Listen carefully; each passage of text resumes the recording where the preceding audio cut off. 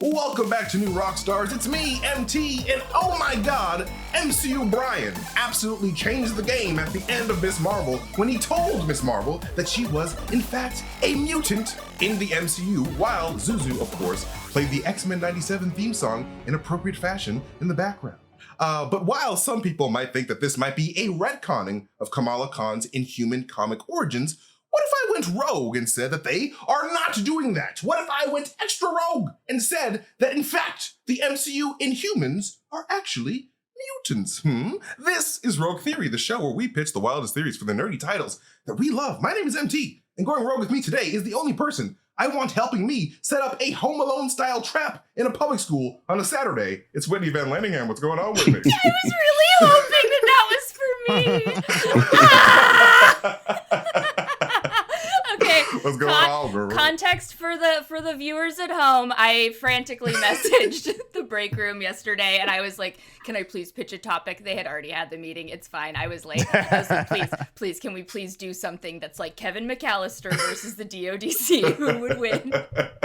And then Brandon brought up that it would be better to do the sticky bandits. Yeah, you got wet bandits. Wet bandits versus DODC. Who's better at going through the traps? Yes, that is what I want to see. That's what I want to know. That would be amazing. Yeah. I would love that. And of course, my brother, who shares the big head X gene. It's the next step in human evolution. My brother, Tommy Bechtold himself. What's going on, Yeah, Tommy? baby. These threads are screaming on this hat. It's an 8. It's a size 8, but it needs to be a size 8.5. But that's okay. We'll just keep massaging it down, massaging it down. Yes. Good to be here. It's the Big Head Gang way. It's the Big Head Gang way. And finally, the MCU's second mutant with the power of production. It's the king himself, off-screen producer, Brandon. What's going on, Brandon? Thank God it's the power of production and not the power of reproduction, because I don't need any kids. I don't want them. Get them out of here. I mean, I've done enough notice, am I damage to right? this world. Yeah. The terror stops here. The terror ends with me. Oh my God. But speaking of genetics and all this stuff, which leads us to our first topic of today. Yeah, I think that humans are just mutants with Kree influence in the MCU. All right, guys. Ooh, that's So, Miss Marvel is officially a mutant. And of course, a lot of people on the internet are upset because, it's the internet. It's just the home of upset people.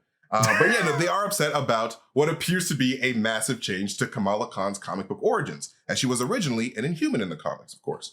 However, despite hearing that amazing X-Men 97 jingle right after Brian, mayor of the friend zone, said the M-word, I don't believe it means Kamala Khan isn't Inhuman. I just think that Inhumans and mutants in the MCU could actually just be cousins. Because much like the X gene, the Inhuman gene is also a mutation, and they are both mutations of the human genome. So if you take into consideration what we know from the Marvel Comics, the reason why human beings even have the Inhuman gene in their DNA in the first place is because a long time ago, the Kree came across early humanity and saw that they had a really neat genetic code, given to them courtesy of the nerdy-ass Celestials running their experiments thousands of years before the Kree had arrived. So, my rogue theory is that Kamala Khan's mutation that Brian O'Brien found is actually a variation of the X gene mutation, an X gene that had been altered by Kree curiosity, and an X gene with a giant Kree lock on it that keeps that X gene mutation from activating unless the Inhuman Terrigen Mists are present, making that X gene into a new Inhuman variation of the X gene. So what do you guys think of that really long explanation? I blacked out. I completely blacked out after I heard the words Brian, mayor of the friend zone, who said the M-word. How can you keep nagging my boy Bruno like this? Poor Bruno. I'm sorry, Bruno. You're more of a bully than Cameron. Yeah.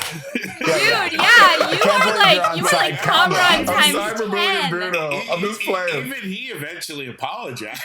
Yeah. Yeah, like you are just going hard. At least Kamran actually thought his name was Brian. You're just throwing it out there. Yeah, MT, he's not talking to Kate Bishop. You don't have to be mean to this guy, okay? Yeah, like he is not interested in Kate Bishop whatsoever. It's okay. California, so maybe, I don't know. I mean, well, I don't know if Kate Bishop's in California, but like, Maybe she's I don't know. I just don't trust him, all right? You better stay away from Kate Bishop. That's mine. I do think you're onto something, MT, because I think they really teased the Terrigenesis, like when what's-her-face touched the veil, and both of them, and they like kind of turned into rock and then like crumbled away. It reminded me so much of Terrigenesis, and I was like, oh, okay. This is weird. It's like killing them, which we know Terrigenesis does kill mutants, which is very interesting. But I like this idea that, they kind of just want to blend the Inhumans and the mutants in an interesting way, especially because, it's just weird to like go back. I like the idea that in this timeline, in this universe, the Kree never went to ancient Earth to mess with humans. They're just going to start messing with humans now. Because they're like, we need a new weapon, and like they're gonna start making Inhumans now, and they just didn't do it in the past. And they'll maybe like pick mutants to do the Inhumans treatment too. I don't know. Maybe they can identify that mutation in the blood. Because I also thought it was weird how Kamran's crystals, they also looked like kind of rocky. Why is he manifesting these weird bands like that? I don't know. Right. I don't know. I don't know, though. I'm kind of like, why not both? Like, why couldn't they have also been doing it a long time ago? It's true. Fell off, and then now they're doing it again because they're like, oh, wait, that was a good idea. The old ways. Why not both? Nick Fury did mention Splinter Cell of Kree that are on Earth. So, like, maybe that Kree Splinter Cell is like a little science Splinter Cell that's away from like the actual main Kree. That's just like, hey, human beings, they're weird. Let's check it out. Let's get them. And the Kree abandoned the Inhuman. The Kree like abandoned the Inhumans project because like the Supreme Intelligence was like, oh no, these Inhumans are gonna kill us. We gotta stop. We gotta back off. Right. But maybe I like this idea, MT, of your like splinter Kree who are like religious fundamentalists, and they're like, no, the Supreme Intelligence is wrong. We got to make the Inhumans. They're what we need. And then most of the Kree does not want to, and they're like making them as weapons. Could refresh my memory here. The Kree start doing the experiments because they can't evolve naturally, right? They're not able to evolve. Right. That's why they their start genetics messing are with a it. lot different than ours. Yeah, that's why they start messing with things and making different color Kree and all this kind of stuff, right? Right. Okay. Yeah, I could totally see them just messing around with humanity because they themselves can't evolve. So and we know from the end of Captain Marvel that the Kree are so interested in the human genome's ability to produce super powered people like Captain Marvel. Right. And so that's why Ronan and Accusers were like, oh, well, we'll be back. We'll be back for that weapon. And since, Captain Marvel's never on Earth, it's like, all right, let's just use these human beings instead to make a new Captain Marvel. Why not? All these aliens always probing us. Why are they always messing with us? Seriously, I'm done being probed. Enough with the probing. We've had way too much probing content on New Rockstars lately. We got into probing on the break room. Not enough. Yeah, too much probing. Yo, there's a Celestial called Oneg the Prober that I was upset was not in Eternals because I need some more probing. You were upset? Wait, do you want that guy to pop out of the center of the earth with one of his things going right up your butthole? That's what you wanted? No thanks. That's not the world I want to live in. That's not my timeline. I already check the toilet for snakes every time I sit down. I don't need any new surprises. Yeah, I don't need a Tiamat in the Tiamat. You know what I'm saying? Mm-hmm. Oh. I know what you're saying. I don't need a Tiamat by Tiamat. No Oneg the Prober. My God, that's hilarious. Anyway, what do you think, Tommy? MT, you ridiculous bastard. Your theory is insane. This is Agents of S.H.I.E.L.D. erasure. I don't like new things. I don't like change. I say put everyone through the mist, and if you survive, you get kissed. All right? That was for me. Yeah! If you survive, you get kissed! You get missed. You get kissed by black bolts right on the forehead. First you gotta miss them, then you gotta kiss them. That's right. You get them, you missed them, Exactly. you kiss them. Step 3. Human rules. I'm so confused by the science of Marvel in general at all times. I was gonna say the same thing, dude. Yeah, I like the idea of a Kree supercell, though. Yeah, just like doing little experiments. Like they're kind of like one of those science cults that like eventually gets tax exemption in America as a religion. Like they're like, so I'm on board. I'm on board with the Kree and me doing 23andMe's to find out who the mutants are. I mean, we're putting a lot actually, of faith on Bruno here. He's got to be right about this. Because we're basing a lot of this off our boy Bruno being like, oh, I found something. And it's like, did you find something, Bruno? Are you creating hysteria here? Are you creating? Yeah, are you just creating mass panic? Yeah. We're just relying a lot on the technology of a teenage boy. Yeah. What iPad apps have you downloaded? How is he doing full scans of people's genealogy?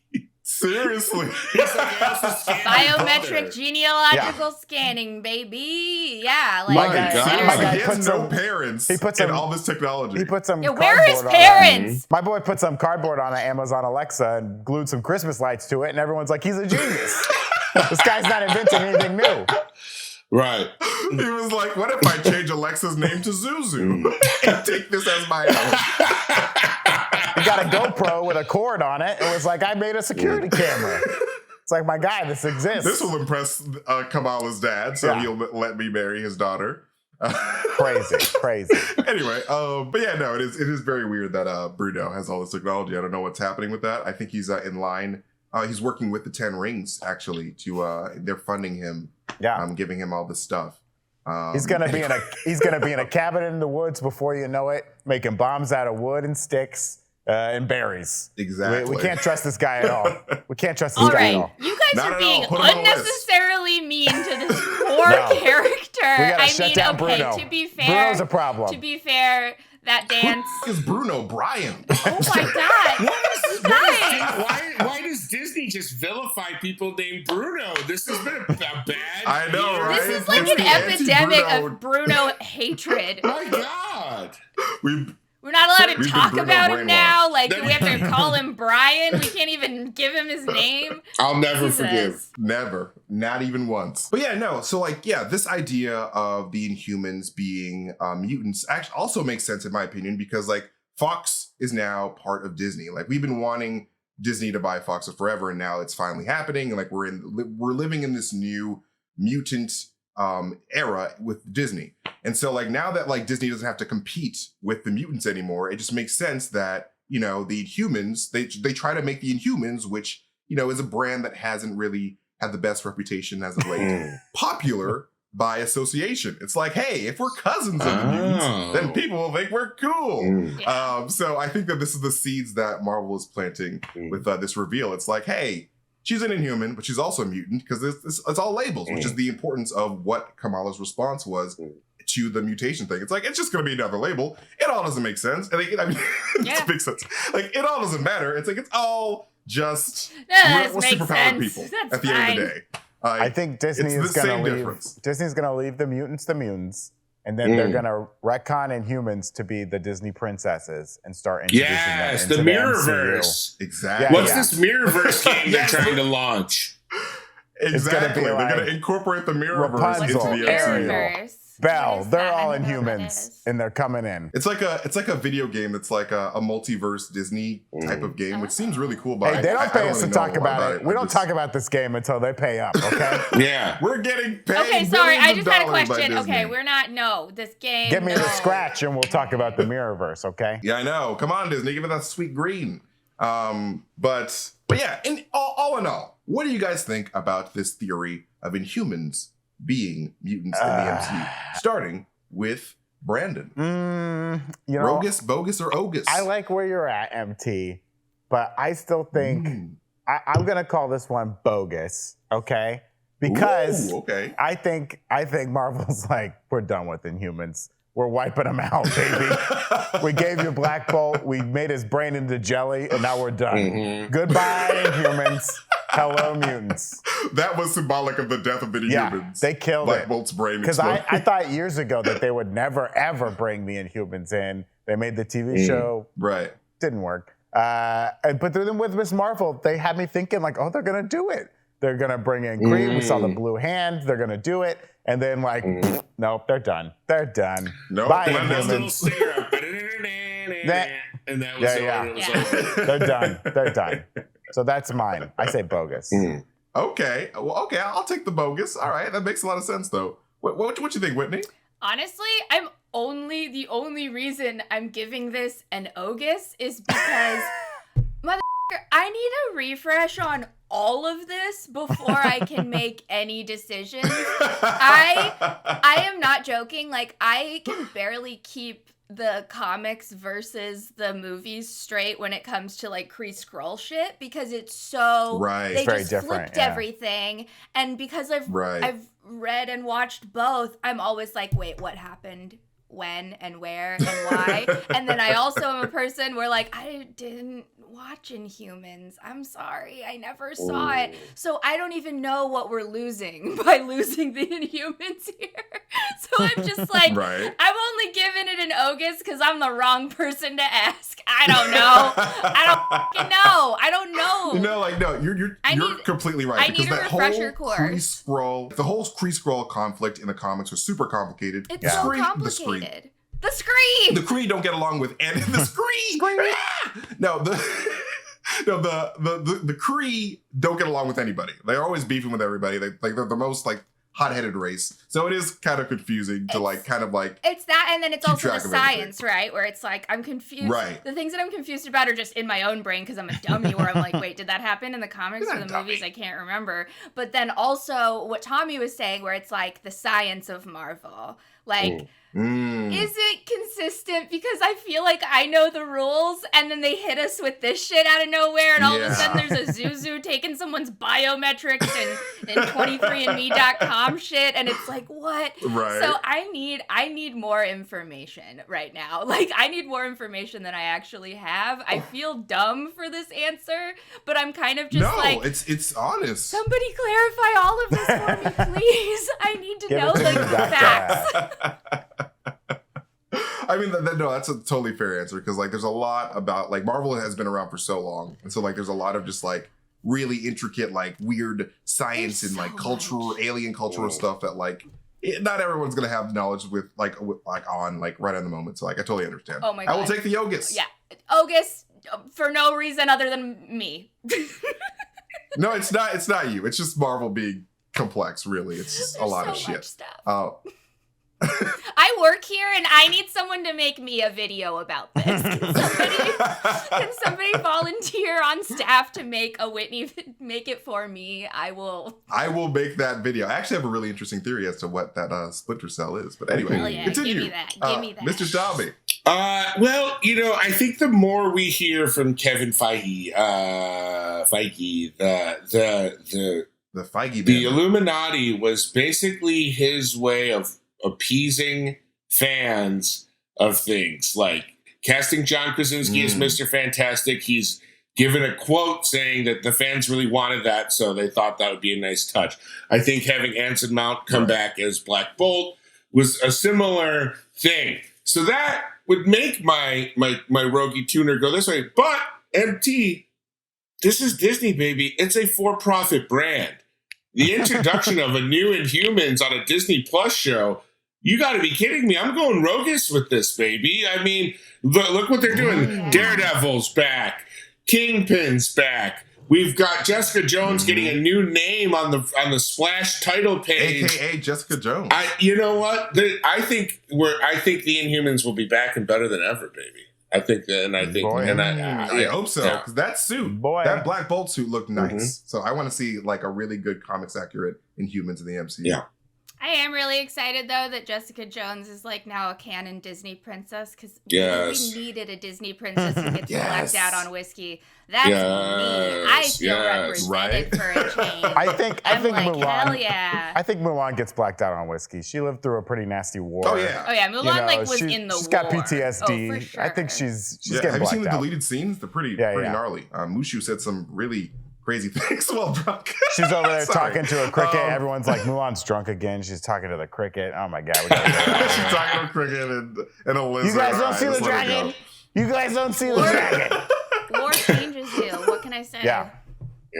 It's true. War changes everyone. But up next, Brandon has got a really interesting theory about a new possible Allfather Odin in the MCU. But first, be sure to check out our new RockstarsMerch.com website, where it's your last chance to grab our latest Obsession shirt cosmic daydream inspired by the Miss Marvel series, because Miss Marvel has ended, and so the shirt is going back into the vault, where only the coolest of the cool can grab it. Just kidding, no one can grab it because it's not in production anymore. It's a vault. And you can also grab our Thor-inspired latest Obsession shirt right now as well. Don't miss out on these limited edition merch options. It's a great way to support the channel and look fly in the summer sun. So check out all of our merch options over at newrockstarsmerch.com. And we also want to thank Blue Chew for sponsoring this video.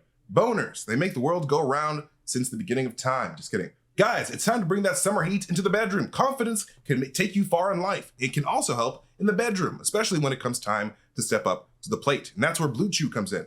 Blue Chew is a unique online service that delivers the same active ingredients as Viagra and Cialis, but in chewable tablets and at a fraction of the cost. You can take them anytime, day or night, so you can plan ahead or be ready whenever an opportunity arises. The process is simple. Sign up at bluechew.com, consult with one of their licensed medical providers, and once you're approved, you'll receive your prescription within days. And the best part, it's all done online, so no visits to the doctor's office, no awkward conversations, and no waiting in line at the pharmacy.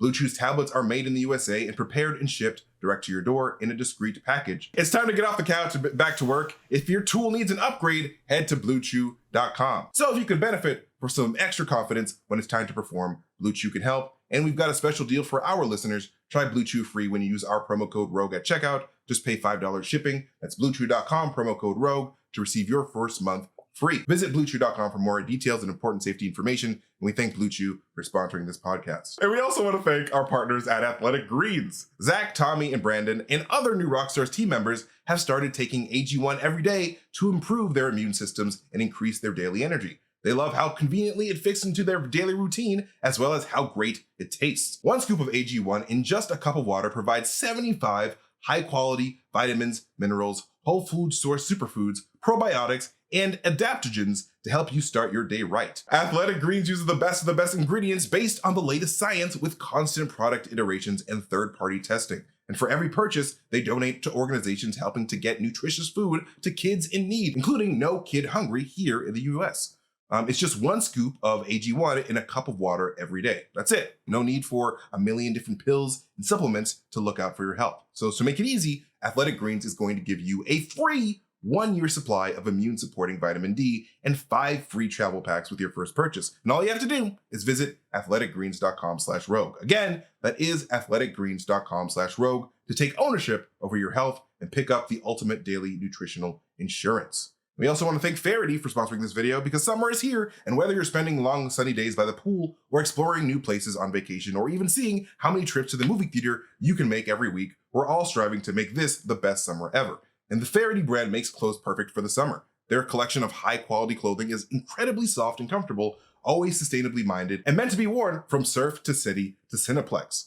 Faraday is a family-run brand making high-quality, timeless clothing with modern design and functionality. They've mastered the art of the perfect summer outfit. You know what I mean? Effortless, but still looks good. Super comfortable, but designed with intention. The kind that looks like it might be vintage, but it fits so well that it feels like it was just made yesterday, just for you. That's what Faraday does best. Off-screen producer Brandon loves his Faraday. You'll find him spending all summer roaming around Disneyland in his belt loop all-day shorts. Yeah, baby. He loves how comfortable they are, as well as how stylish he looks in them. He looks very stylish. So stylish. Their clothes are thoughtfully crafted with a classic style, and you'll wear them over and over and over again. Faraday is so committed to sustainability, they even have a lifetime guarantee of quality. They'll replace or fix your clothes forever, no matter what. Literally, no matter what. So your clothes can last as long as your favorite summertime memories. And right now, Faraday is giving all Rogue Theory fans 20% off. Let me say that again.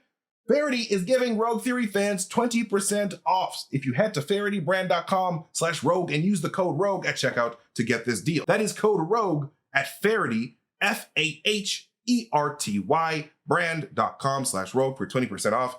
FaradayBrand.com/rogue. And for our second Rogue Theory topic of today, we're turning it to off-screen producer Brandon, who has his own unique Rogue Theory around Thor. Take it away, Brandon. That's right. Here it is, folks. Get ready for this. The next time that we see our beautiful baby boy Thor, he will no longer be Thor. He will be Odin himself, my friends, okay? Ooh. And here's why. Whoa. Here's why. Odin. Okay. Ragnarok has happened. The beautiful cycle True. of life and death for all Asgardians has occurred. Asgard's gone. Well, now it's New Asgard. Whatever. Frigga's gone. Odin's dead. Loki's dead. Hel is somewhere out there. All the Warriors 3 are dead. Sif is missing an arm. But most everyone is dead, okay? A lot of Asgardians died. True. This has happened. So all of our players are dead, and it's time for the recycle to reset. But Thor has not died, okay? He's supposed to die as part of Ragnarok too. Everyone's got to die so that people can be reborn. But he's selfish. He wants to live on. He doesn't want to die. Or has he died? Has he died? I think in Thor Love and Thunder, we saw the death of our baby boy Thor, the Thor that we've known this whole time. He's grown, he's matured, he has become worthy, he has taken up the mantle, but then he started Ragnarok. He let it happen. And the last thing that needed to happen for our baby boy Thor was to learn how to be a true God and to love his people, which he did. I think him sharing his magic with the kids, right? We see it make that beautiful like tree, but all that magic, it was gold. It wasn't, that was the color of it, which is like the Odin Force color, right? Gold is like Odin's magic. And like his new armor is gold. It has all that infused All-Father energy into it. So I think now, especially that he has a kid, he has his own Thor to raise. I know her name is Love, and I know she's different, but like she's the new Thor, I think. And so I think the next time that we see Thor, he will be Odin. I think this is the new cycle, and it has begun. And he's now Odin. Love is the new Thor. And maybe he's going to pop that fake eye out and put his eye patch back on. Yeah. I'm definitely Odin. He's going to have a big bushy beard. I think if there's a Thor 5, he'll definitely be Odin in that. But maybe even the next time we see Thor, he'll be full-on Odin. That's my rogue theory there. I love this a lot. And like I did have a similar thought in the past, because like I love this idea of there always being like there being like a Thor that grows into an Odin that becomes the next Odin that makes the next Thor. Like I think that'd be an amazing cycle. I really hope that they're doing that in the MCU. I really love this theory, Brendan. I love it. Because I was thinking like Bor, we never know anything about Bor, who's like Odin's dad. And like I think I don't know if this is true or not, but like when Odin was like a baby boy, was he Thor? Was he like the god of thunder, or was he always just like Odin, son of Bor, and one day you'll be the king, or something like that?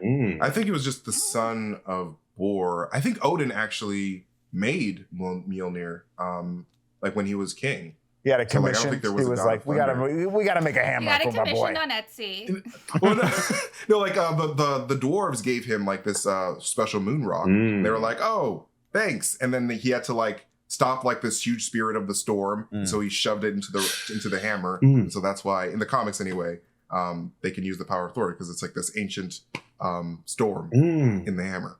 So yeah, anyway, that's I would like it too if history in my brain. If Thor finds Gungnir, which is like Odin's big spear that has a ton of power inside of it and can be used like a Bifrost. If he finds it like flying out in space somewhere, and he gets that, and he starts wielding like Mjolnir and Gungnir together, and just being like a badass, like old man Thor. Yeah, I think that's essentially what was happening at the end of Thor: Love and Thunder when he had the Thunderbolts, and like that's why those kids had that different color lightning, because he was wielding both his blue power of Thor and now the Zeus's golden power. So if he finds that spear, I feel like that same thing would happen, and he would truly become like Odin essentially with that power. Because I don't think Valkyrie, I thought she might become Odin, but I don't think that's going to happen. She doesn't seem to want to be the leader anymore, right? No. Yeah, she seems to just, she loves her people, but like she's just more so about defending her people than anything, really. Well, and she's indoctrinating these kids to become Valkyrie too. She's take my job, kids. Like, I'm gonna train these kids, and that's what you gotta watch out for. Whoever starts training the kids, you gotta watch out for them, because they're raising an army that's gonna turn against you someday. That's right. I love that theory. I want more of that character. So if we can transition, elevate him up to the status of Odin and keep him around for more movies, I'm in. I agree. I think that's a really good point. Like him relinquishing part of Thor's thing in the comics and the movies is his ego and his like kind of bravado. Him realizing he had to like give the kid some of his power to win was an evolution for him as a person, as a god, as a character. So I like the idea that he kind of was like, the whole kind of beginning of the movie was him doing everything by himself and then being like, we did it as a team. And then at the end, obviously the parallel or whatever is that he realized he really did need a team. And instead of the Guardians of the Galaxy, he had, Mrs. Bechtold's kindergarten class empowered into God status. So Brandon, I love that theory. I think that makes a lot of sense. And, I know the gold, MT said that could be from Zeus's lightning bolt, but I'm going to go to choose that it was the gold of another great god, the gold of Odin, as Brandon said. So I'm in. I'm on board with that. I like that theory. I'm gonna give this one also an Ogus because I do really like it. But the only reason Ogus is because I think I agree more with the idea that if there's like a Thor 5, we'll see him as Odin because there's still the Hercules of it all. And I don't think, so I think that the next time we see Thor, obviously it's going to be fighting Hercules. And I do think that might be his very last lesson he has to learn about his ego. Because this one was an amazing, great lesson. He also had to let go of Jane Foster. He relinquished his power to his kids, like Tommy said. I love that answer. Perfect. Yes. But also in the comics, the thing that I'm most excited to see with Hercules is just their dynamic from the comics was basically we have the same powers and the same strength basically, and they are just constantly like locked in battle, and then they always become friends at the end, which is really fun. So I am kind of excited to see them develop that, start from like a I hate you. No, I hate you. Well, my dad said I should hate you. Well, my dad is dead. Meh. Like, I want to see that happen and then develop into, like, a bromance. Yeah. And I want to see that happen before he goes full Odin. Okay. So that's why my answer is Ogus, because I do agree. I agree with all of y'all's. Yes. I just want this to happen first. Got it. I would like if they start fighting and Thor's, like, losing, and then all of a sudden he's like, oh, my God, why am I falling asleep? And he just, like, starts going into an Odin sleep.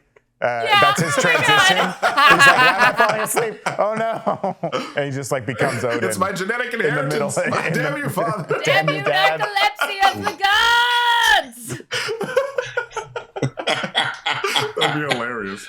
But no, that's a really. I didn't actually think about that because like you're right, Whitney, because like they're definitely going like the Hercules route, and we're going to see a Thor versus Hercules showdown, which I'm very excited for. So like I think Thor 5 is going to be that Hercules versus Thor, and then maybe a Thor 6. This is when Chris Evans, sorry. This is when Chris Hemsworth is like, all right, I'm all Thored out. I'm like, I need to move on with my career. So like I'm going to become like the new Odin, and I'm going to pass on Stormbreaker to Beta Ray Bill, which is like Odin's role in the comics. He's like, all right, Beta Ray Bill, you're not worthy of this hammer. And so that'd be really great to see like an Odin Thor pass on the hammer to Beta Ray Bill and be like, yeah, I'm new Odin now, so why not? Yeah, that would be cool. So yeah, I'm going to give that an Ogus as well, because I feel like, just like Whitney said, I feel like it's the next time, he's probably still going to be Thor, but the next time after that, I can see the Odin thing happening. I'll take it. I do like that theory. I'll take it. All right. And what's your vote, Tommy? Like Rogus, Ogus, or Rogus? I voted up. I'm in. That was my. I'm sorry, I didn't give it an official. My first time on the new format, guys. But yes, I'm in. I'm all in. That's okay. Rogus. No, I'm going to give it a little bit more than an Ogus. Like an Ogus headed towards Thor. Same. Okay. I do dig it. Same. I'll take it. Ogus Rising. Yes. Ogus Rising. Ogus Rising. Yes. Oh my God, perfect. All right, now guys, it's time for our rogue question. You guys ready? Yes. Yes, chef. All right. Now, we have had our first official MCU mutant identified as one Kamala Khan, aka Miss Marvel. Who is your roguest pick for the second official mutant in the MCU? I'm going to give you a good one, and this is the one I want, and you probably already know what it is, MT. There's going to be a scene in She-Hulk, and she's going to be hanging out in a bar, drinking with her friend, commiserating about her life as a lawyer. But this bar has arcade machines in the back. And you're going to hear like, that dumb machine ate my quarter. And you're going to off screen see a little blast of light and you pan over and da-na-na-na-na-na. It's fucking Jubilee, baby. Cry. It's Jubilee. She's number 2. So much. She's number 2. She's my favorite X-Men. She's literally my favorite She's X-Men. the best. Like, I love her in She's the only one that lost her powers from MJ. She's the only one who's had to suffer. Bring her back. Give her plasmoids. Let her reign for 1,000 years. Make her an actual character in a live-action movie for once. For the all love of God. all roads lead back to Jubilee for Brandon. I love it. Oh, baby. It's all about Jubilee. It's all about Jubilee. She's always been the coolest X-Men for me. Like, she's a nerd, and she's just super dope. And, like, I want her in the Marvels personally, because I think she'd be a great She's going to be in every film. Yes. Like, she needs to be the new Stan Lee. Yeah. Just Jubilee playing video games in the background of every film. That'd be hilarious. But what about you, Whitney? Okay. I'm going to go rogue, and I'm going to say that I think that the next X-Men introduced into not just the MCU, but the Disney family as a whole is that Frozen 3 is going to be co-starring Rogue herself, and Elsa and Rogue are going to have to team up and go glove shopping so that they can find a solution for their very specific problems. And then if all goes well, there's a little lesbian love plot. Oh, yeah, baby. Hey. Well, the newly minted LGBTQIA plus character Bobby Drake goes, you know what? I should be jealous, but I'm not anymore because I'm not interested in Rogue. Not anymore. Perfect. Nailed it. I found makes an peace. ice archway for them to kiss under. Hell yeah. Hey. I don't know how you guys got access to my fan fiction diary, but if you could not share that on the show, that'd be great. Just kidding. No, I love that idea of I really like because Elsa. I always joke that Elsa's like a superhero and a mutant. So same. I'm always like Elsa and Rogue are basically the same character with just like they just changed little things here and there, basically. Basically. So yeah, I do love that a lot. They gotta go glove shopping. Gay girls glove shopping. That's what I want to see. Do it. GGG, gay girls glove shopping. Triple G. 2022. Triple G, not the boxer. Gay girls glove shopping. I'm going to pivot away from gay girls glove shopping slightly to back to how dare you? Back to Marvel's She-Hulk, where I think that our hero lawyer will need to interview an expert. You know, often in court cases they need an expert to come in and explain the science or something behind it. And this could be someone with a mutation that they've been able to, relatively hide or hasn't raised a lot of eyebrows or. And in their earliest form in the comics, they were simply a human-looking person who actually played college football because of their mutation, and that's Dr. Hank McCoy. Dr. Hank McCoy, who in his earliest iteration just had huge hands and feet and animal strength and speed, but wasn't to the naked eye other than his big hands and feet, which, your common football, basketball, baseball, they all like usually one characteristic of a professional athlete is they have huge hands. Like it's just like pitchers in baseball have longer fingers, whatever. I think she'll go to Dr. Hank McCoy in a non-blue beast form for an opinion, and then we'll get that little stinger again. And it's all starting to come together. Beautiful. I hope they do that every time. Oh, they got it. Me too. I was literally just about to say that too, MT. I hope that's just like the signal forever. Yes. Right.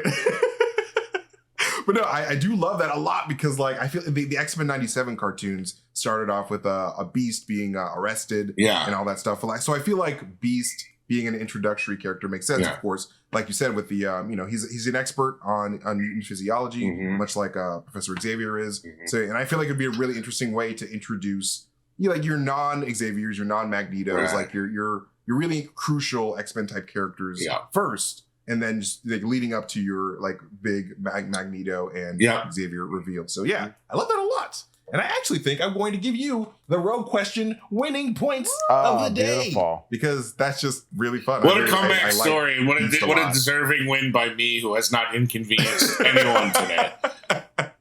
All right. You deserve the win, Tommy. You're a smart boy. deserve the But you win, guys are all Tommy. smart. All right. And I love you guys so much. Like I say at the end of every episode, because this is the end of the episode. That's it for this episode of Rogue Theory. Yay. Thanks to our amazing guests, Whitney Van Lanningham, Tommy Bechtold, and off-screen producer Brandon. Support all of their stuff. Follow them on Twitter. They're amazing people. And you can support our channel by checking out all of our awesome merch over at newrockstarsmerch.com. And of course, if you want to continue the conversation, head on over to our Discord. Just make sure you're over 18, and you can just search for New Rockstars on Discord and join us there because we're talking about a lot of interesting stuff. Follow me at MasterTainment, follow New Rockstars on all social platforms, and subscribe to our channel here on YouTube. And we love you guys so much. Thank you for spending time with us. We always appreciate it. We appreciate you. And just be safe and good to each other. All right. See you later. Goodbye. Bye. Bye-bye.